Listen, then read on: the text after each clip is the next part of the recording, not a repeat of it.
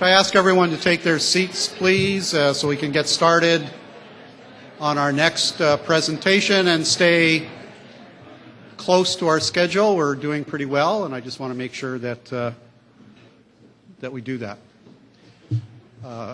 For those of you who are just joining us for this session, I'm Christopher Manfredi, the Dean of the Faculty of Arts at McGill, of which the McGill Institute for the Study of Canada is an integral part. It gives me great pleasure to introduce our next guest to you. I'll be introducing her and then moderating a short question and answer period after her presentation. Ms. Liz Hanna has come to us from Calgary today. Full disclosure, my sort of hometown, to be with us here today. She is the Vice President of Communications for Cenovus Energy Company. Cenovus Energy is a Canadian integrated oil company. Its operations include oil sands projects in northern Alberta, which use specialized methods to drill and pump the oil to the surface, and natural gas and oil production in Alberta and Saskatchewan. The company also has 50% ownership in 2 U.S. refineries. Ms. Hanna now joins us to give a special presentation. More to the story, standing up for oil. I'd like to welcome to the podium Liz Hanna.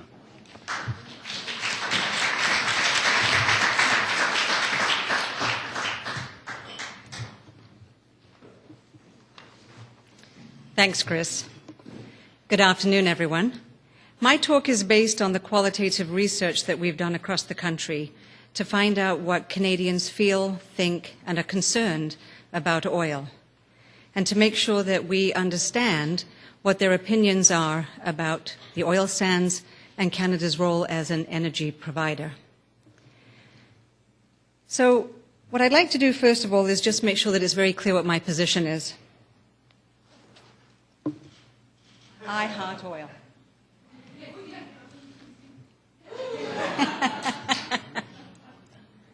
This T-shirt is a symbol of my pride in the responsible way that we're developing that resource. Through innovation, our advanced technology, and our commitment to keep getting better. Access to reliable, affordable energy is one of the defining characteristics of modern society, with oil being the form of energy that's consumed more than any other in the world, for all kinds of reasons. As Christopher Reagan mentioned, its versatility means it can be used to generate electricity. It can be used to heat and cool our homes. It's the feedstock for thousands of products we use and rely on every day. And of course, it's the fuel for the world's transportation needs. I grew up in Malawi. It's one of the poorest countries in Africa. In fact, in 2011, it ranked as the 9th poorest country in the world. It has a GDP per capita of $860. I've seen how people live without modern energy. They're using things like wood, charcoal, even dung to cook their food. So I know there's not much in this world that's as critical to our lives as oil. Not having what oil provides us would mean huge change, as was discussed in the first panel. What I think we have to remember is that we are incredibly lucky to have such an abundance of energy in this country. Oil, natural gas, your great hydro resource here in Quebec. Every country that doesn't have enough country knows how fortunate we are. Every day, just by flicking a switch, the lights come on. Our computers boot up. We have heat in our homes and food from around the world in our grocery stores. The very quality of our lives in Canada depends on energy sources that we take for granted every day. Energy sources that are developed with the most advanced technology available. Yet oil has become a lightning rod. It's been protested against, it's been trash-talked by celebrities, it's been cast as a villain. You only have to open a newspaper or follow the commentary on social media to know that most of the information out there is skewed decidedly to the negative. especially about the oil sands. That overwhelming negativity has created the impression that Canadians as a whole are against oil. Yet every poll that I've seen that's been conducted since Cenovus was formed in December of 2009 shows that's not the case. The majority of Canadians, 80%, are either supportive or undecided about the oil sands. That's not to say they don't have concerns, because they do. They want assurances, like we all do, that they're being developed responsibly. For us, the question is this: if so many Canadians are either supportive or undecided about the oil sands, why isn't the dialogue more balanced? Why aren't more people engaged in the issue? In 2010, we commissioned a research firm to conduct a series of workshops for us across Canada to help us understand that. We held 2 workshops in each of 5 cities: Vancouver, Calgary, Winnipeg, here in Montreal, and in Toronto, with 30 people participating in each one, 10 who were on the pro side, 10 who were neutral, and 10 who were on the opposing side. With each workshop being 3 hours long, it was a pretty big time commitment, yet every one of the participants was fully engaged in the exercises they were given, and they were committed to ensuring that we knew and understood what their thoughts were, what their views were, and what their concerns were. And we did a second set in December 2012. This is what we learned. People are busy with their increasingly complicated lives, so much so that many aren't even aware that energy has become an issue. When the facilitators raised the idea of energy being an issue in Canada, there was a general feeling that they just didn't need to engage, because smart minds, and they feel we have a lot of them in Canada, would prevail and sort things out. We also learned, no surprise here, that most of the information about the industry and energy issues is way too technical and detailed. They are drowning in information. We decided to test that further. We put some examples in front of them, excerpts from newspapers, websites, brochures, including some of ours, and pretty much across the board, they didn't like any of them. They found them difficult to understand. They were written in a way that assumed knowledge that they didn't have. There was way too little context for the information and facts provided. They weren't presented in a way that's capturing their interest. There really is a consequence for being a 140-character society. We learned that people's mistrust has grown. They're skeptical of big oil. They're skeptical of government. They're even skeptical of what they hear and see in the media. And most of all, they're skeptical of the hyperbole from anti-oil groups. Claims like, it's game over for the planet if we develop the oil sands. What it boils down to is they're just plain tired of polarized views. It's all just becoming noise. They can't tell from the huge mix of information and misinformation that's out there what's true and what's not. And basically, they're confused. People also feel conflicted. They know how essential oil is to their lives, but it's getting harder and harder for them to believe that oil is being developed responsibly. All they hear is about how badly it's being developed. We also learned that people know very little about our natural resources, especially about the oil sands. Less even than we assumed going in. They've heard of or seen pictures of the mining projects. And they're very aware of the outrageous things being said about the oil sands, but that's pretty much about it. Very few knew even the basics, that there are 2 ways to get the oil out, mining and drilling, depending on whether the oil is close to the surface or deep underground, or that only 20% of that vast resource will be mined, because 80% of the oil is deep underground and can only be extracted using drilling techniques. And lastly, time after time, people in the workshops who had identified themselves as pro-oil or even neutral got quieter and quieter as negative opinions became more emotional. So what did we conclude? Because Canadians know so little about oil, they aren't seeing themselves as stakeholders of Canada's energy, as people who should be informed about all sides of the story, who should have an opinion about our resources, and who should feel confident stating their opinion, no matter what it is. Canadians need to know basic facts. There isn't enough energy for what the world needs now, never mind in the future. According to the U.S. Energy Information Administration, world energy demand is expected to increase 56% over the next 3 decades.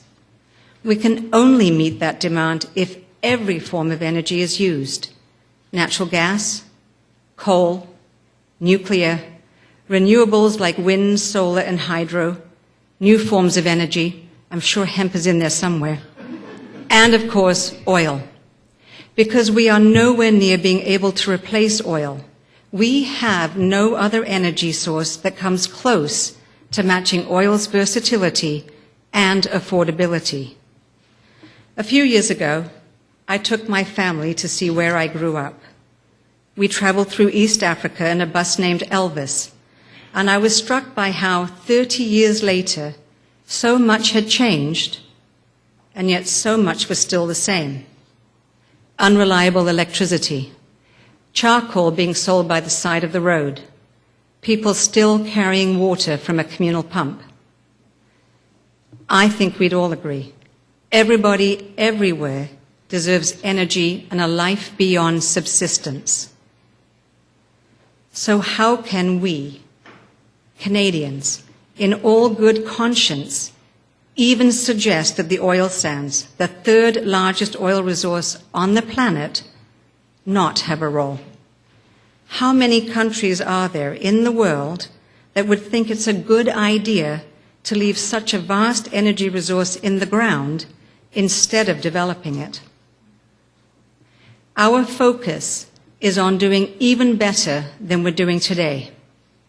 The Canadian oil and gas industry is among the most highly regulated in the world, with some of the most transparent reporting standards. Those regulations have set a high standard to ensure we get even better at what we do. And we are getting better all the time. A big reason for that is the world-class technology used.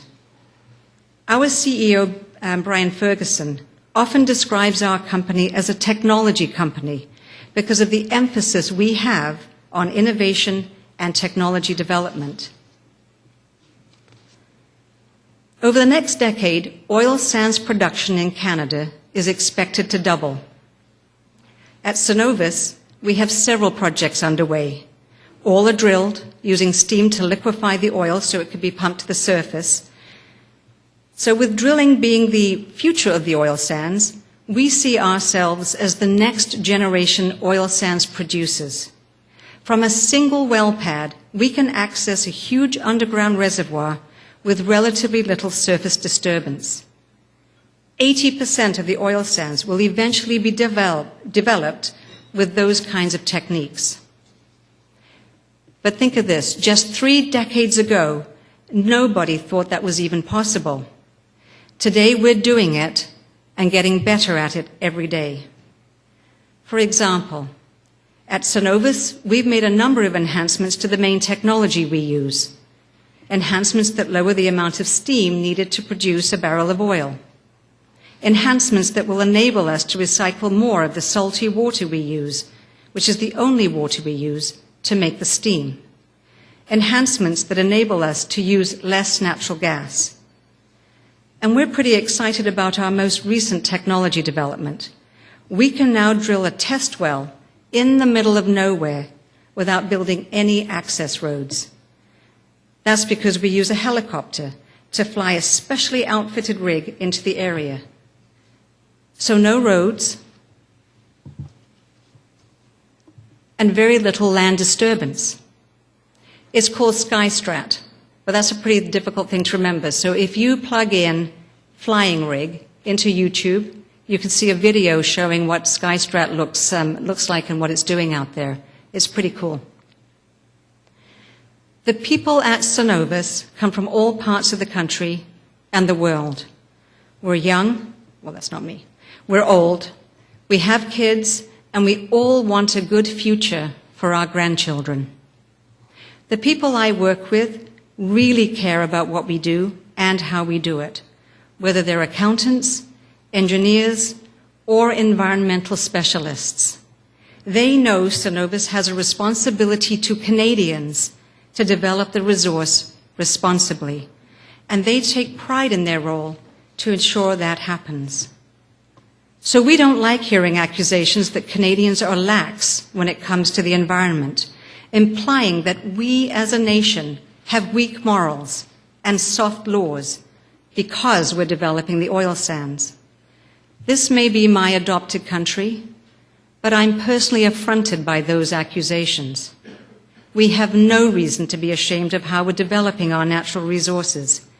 In fact, we're quite okay with people who push us to do better, because we're pushing ourselves even harder. Javier, our Executive Vice President of the oil sands, is well known in our company for saying, the status quo is not acceptable. At Cenovus, that is how we have come to think about our business. The environment is a key consideration in all that we do at Cenovus and as an industry. The status quo is just not acceptable. Take greenhouse gas emissions. It's a hot topic. I'm sure it's going to be discussed a lot over today and tomorrow. And when it comes to the oil sands, there's a lot of misinformation about it. This is the latest number. The oil sands account for 1/700th of the world's emissions. That's the equivalent of about a tablespoon in a 10-liter bucket of water. But at Cenovus, we believe even that much is too much. Through technology improvements, we've reduced our greenhouse gas emissions per barrel by 27% since 2004. And we're working on ways to further reduce our emissions, as is everyone else in the oil sands. As was alluded to by the panel, every human activity, whether it's resource development, manufacturing, tourism, home building, even using the latest electronic gadget, has some kind of impact on the environment. It's a fact of life. My point is, we have to come to terms with what impact we're willing to bear for what activity, and to make sure the value that activity creates is worth the impact. Does that mean we don't have to do better? Of course not. Just the opposite. It means we all have to do better at everything. In the oil sands, we're working on improvements every day using innovation and technology. And when we encounter challenges like greenhouse gas emissions, we don't throw up our hands and say, shut it down. We find solutions. I can't tell you that we have all the answers, but I can tell you we're working on them.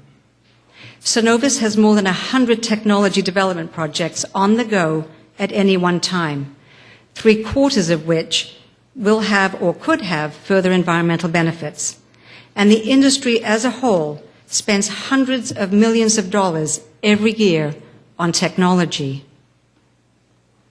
Instead of angry debates or vitriolic rants, we need a constructive discussion so we hear all aspects of the story about the role oil plays in our daily lives, the role companies like Cenovus play in producing it, and the role Canada can play in getting it to the people who need it. It's time all Canadians involve themselves as stakeholders of Canada's energy resources, to think more critically, to set aside the stereotypes, to hear what others have to say, and to get the facts before making up their minds, so we can all come to our own conclusions about the issue, about Canada's resource development, about oil. We're doing our part. We've created a video called The Story of Oil and a website that provides additional facts as well as a discussion forum. And we welcome all views on that discussion forum. It's called More to the Story. That's more, numeral 2, thestory.com. In closing, I'd like to thank McGill for hosting this conference and bringing together so many different points of view. We're very pleased to have been asked to be a sponsor. Thanks, and I look forward to your questions. I'm just going to ask Brett Harris, a colleague of mine, to come up and join me.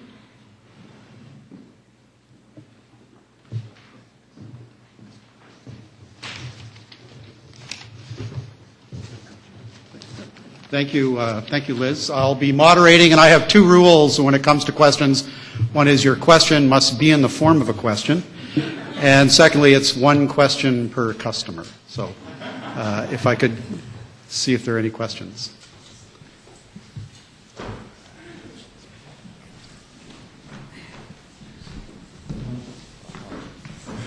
Over here on my left to start with. And we have about 5 or so minutes if I want to keep us on schedule.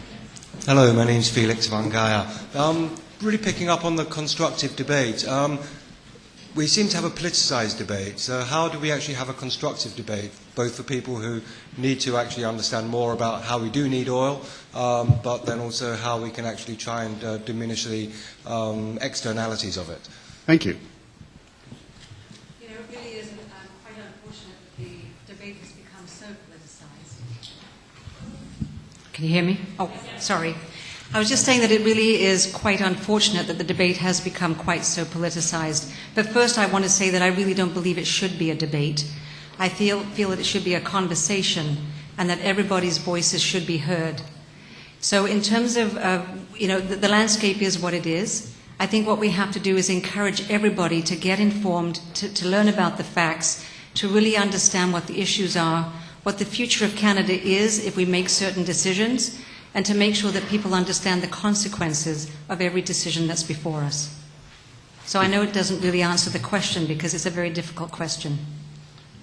All right, so I'm going to clear the people at the mic now, and then we'll go on to our next session. So on my right here. Hi, my name is Karine Pilofi. I'm a lawyer. My question takes it away from the politics of it and into law. So with governments not taking legislative actions to curb carbon emissions to avoid catastrophic climate change, are you concerned about the risk of climate change litigation coming to Canada like we are starting to see it happen internationally? Then it would no longer be about the cost of mitigation, which we can argue is between $15 and $50 a ton of carbon, but about compensating for damages caused, which would, from what I've read, would range between $200 and $800 per ton of carbon. And I would like to hear what you think the impact on your financial viability of your business model would be if that were to happen. Thank you. I can jump in on that one. I mean, it's a pretty speculative question. I guess what I can say is that there's a number of ways that we can deal with the issue of regulating carbon in this economy. I can't really speak to the issue of carbon litigation coming to Canada. We certainly haven't seen it yet. We haven't seen it on a large scale. I don't think in North America, and I'm not sure that we've seen it on a large scale around the world. What I can say is that there are a number of ways you can deal with it. The federal government is currently working on a set of regulations, as they have done with transportation and with coal. We've been working with them to come up with what we believe would be the best system. And in our view, the best system is something that, we heard reference earlier on to the model that we have in Alberta today. It's a great starting point because we believe that the way that the system should be set up is that any money that is that comes from placing whether it's a tax or some sort of a levy on carbon, should go towards technology development that will help us further minimize our carbon emissions. So that's what we've been focused on as a company, that's what we're focused on as an industry, and that's where we think that kind of system should go, and that's exactly the kind of system we have right now in Alberta. So, I mean, we're waiting to see what the federal government does, and we look forward to seeing those regulations. Thank you. Darren. Hi, Darren Barney. I'm a communication studies professor here at McGill. You mentioned that you have findings that suggest that overall media coverage of oil sands development is overwhelmingly negative, and I'm just wondering on what empirical basis Cenovus makes those claims, because the studies that I've been seeing as an academic who works in this area would confirm that conclusion. So I have to say that the findings that I was talking about came out of the workshops that we did. So they, as I said at the very beginning, they were very qualitative research. It is not so much that it is on a page by page, inch by inch, column by column result. What we're finding is the impression that it's leaving people with. So anything that you're taking from an empirical point of view is likely going to show a more balanced approach. What's happening, though, is that the stuff that is negative has more impact. And so what people are being left with is the impression that there's a huge amount of negativity that's going on out there. What we are finding, though, is that on social media, both the studies that we've done on my own team, is that the negativity is quite overwhelming. So I'm going to take the last the three young women. Well, I said I was clearing the mics because we are really pressed for time. I'm sorry. So if the last three individuals there could give your quick questions, and then we'll let our two panelists respond to them in turn. So why don't we one after another? Good. Great, thank you. Sapora Berman. I have a couple of quick questions. I'm starting to violate my one question to a customer rule, but I'll let you. Well, let me be specific, because I think it might help to get specific. You've said that Cenovus is supportive of solutions. My understanding is that the Alberta government is proposing some water regulations right now that are in draft form, specifically looking at dry tailings ponds, as well as looking at flow from the Athabasca River. And I'm wondering whether Cenovus will support ecosystem scientific-based flow restrictions from the Athabasca River, and whether or not you would support ensuring that no process-affected water is dumped into the Athabasca River.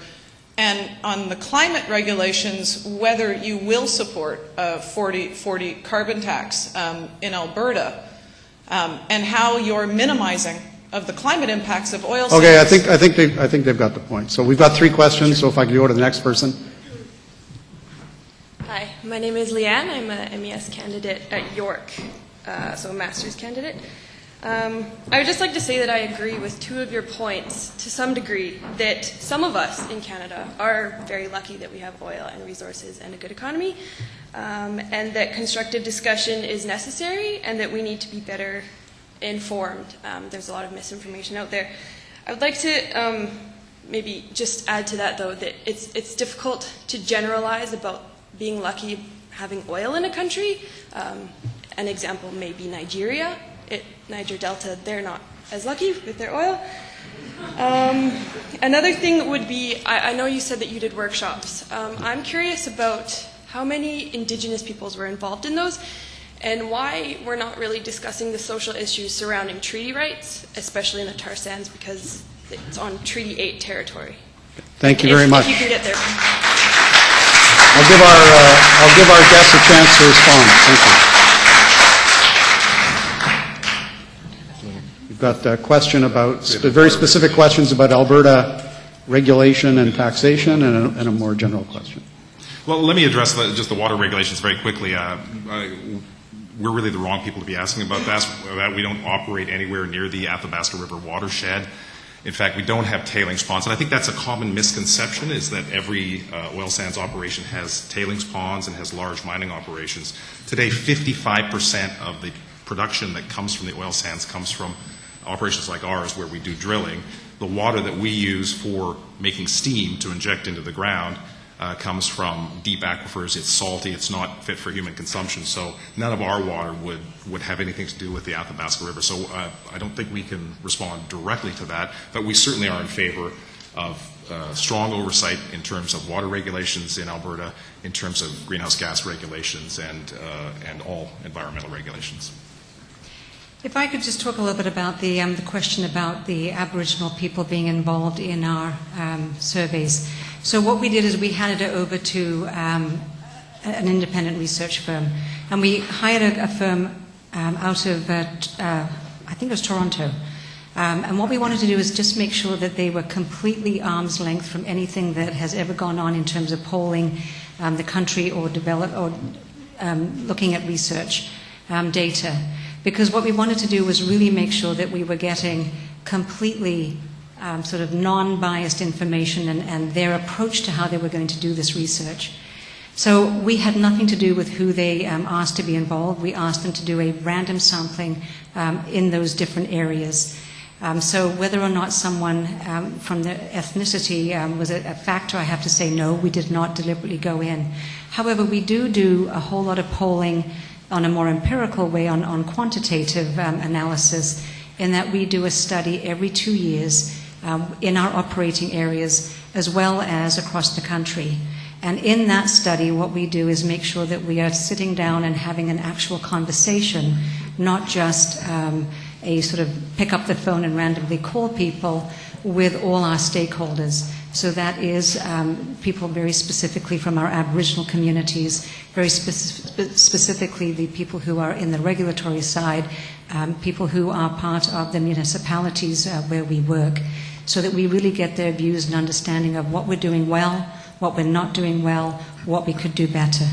So there's a lot of that goes on. And if I could just add to that, with respect to your broader question about the social issues and treaty rights, obviously treaty rights are complex and difficult issues, and those are ones for the federal government to deal with. What we can do as a company, what we do, is to consult with the First Nations communities that are in the areas where we operate. To date, now, those are long-term consultations that begin before the projects or before a shovel ever goes into the ground, and they continue for decades. To date, we've signed 5 long-term agreements. These are decades-long agreements with First Nations communities in the areas where we operate. We also have a policy of hiring and contracting locally. Last year, we spent $327 million with First Nations communities in the areas where we operate, First Nation companies, rather, in the communities where we operate. So there is considerable benefit that goes along with it as well. And I'm not sure that message gets out as much as some of the other messages that we've seen. Well, thank you very much. We've got another panel that was starting 10 minutes ago, but we're not so bad. So I want to thank you for presenting and thank the questioners. I'm going to ask our next panel to come to the front.